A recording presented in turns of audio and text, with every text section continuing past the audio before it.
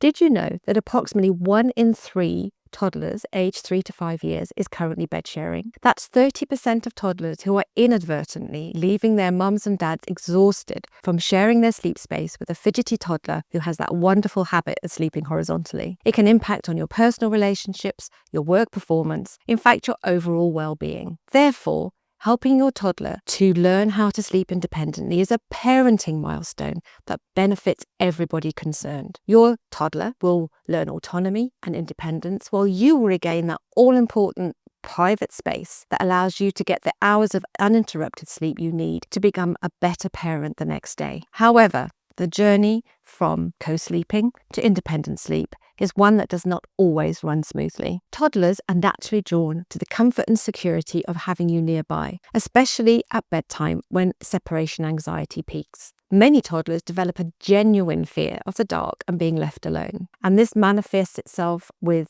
tearful bedtimes, multiple bedtime visits, and those early morning migrations into your bed. And you're stuck in a very difficult situation. You're exhausted, you're tired, and it's so easy just to bring your toddler back into bed with you. However, every time you do this, you are reinforcing the bed sharing pattern and making the attempts at independent sleep the following night so much more difficult. The good news is all is not lost. Your toddler can successfully transition to independent sleep quickly and peacefully with my proven 6-step method. First, timing is everything. Don't attempt this big transition when something else important is going on in your little one's life, such as potty training or starting daycare or nursery school. If you're expecting a new baby, then make the move well before the baby arrives or well after to avoid resentment. Secondly, involve your toddler in the process. Get them to help choose the bed, the bedding, and maybe a new stuffed toy animal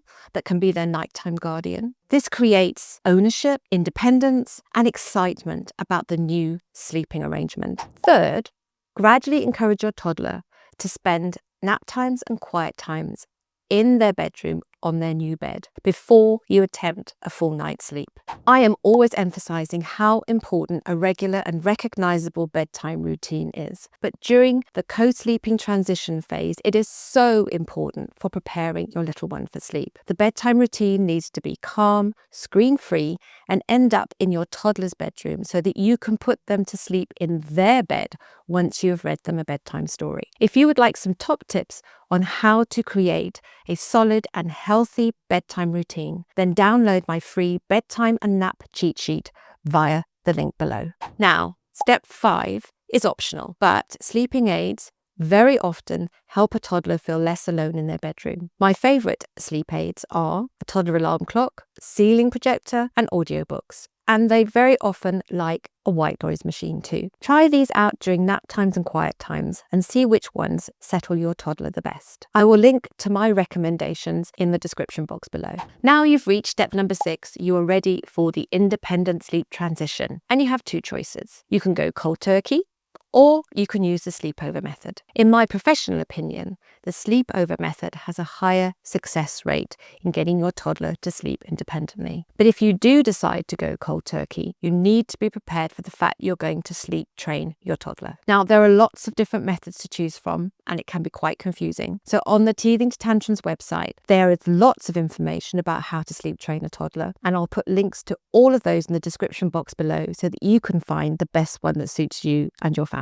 Now, if you do find your toddler coming to find you repeatedly at night, you need to remember that they must be returned to their bed. Do not be tempted to give in, not even once. No matter how many times they come to you, you need to return them back to their own bed. Now, if you want to take things more slowly, then the sleepover method looks like this. Step number 1, you put a mattress on the floor in your bedroom next to your bed. And then over the next 7 days, you gradually move that mattress further and further away from your bed. Step number 2 is after your toddler has slept on your bedroom floor for a week, it's now time for you to have a sleepover in their room. So you put a mattress on the floor next to their bed in their bedroom. Make sure it's a bed that they cannot get into with you. So use a single mattress, a single blow-up bed, or a camp bed. Start with the mattress next to their bed, and over the next 7 days, gradually move that mattress further and further away. So after this week-long sleepover, it's time for you to move back to your own bed. So your toddler will now be sleeping in their own room, in their own bed, and you will go back to your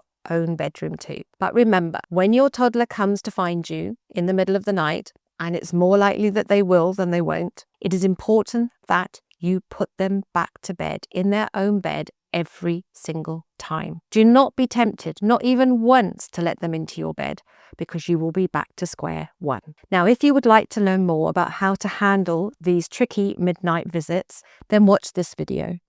Transitioning your toddler to independent sleep is a journey that requires patience, consistency, and sensitivity to your little one's emotional needs. But by using my proven 6-step method, you can help your little one develop this all-important skill while ensuring they remain loved and secure throughout the whole process. Remember to get your free bedtime and nap cheat sheet in the description box below. And if you have any questions about helping your toddler to sleep independently, then please drop me a comment. Thank you so much for watching, and don't forget to subscribe by hitting that notification bell below so that you don't miss any of my future videos.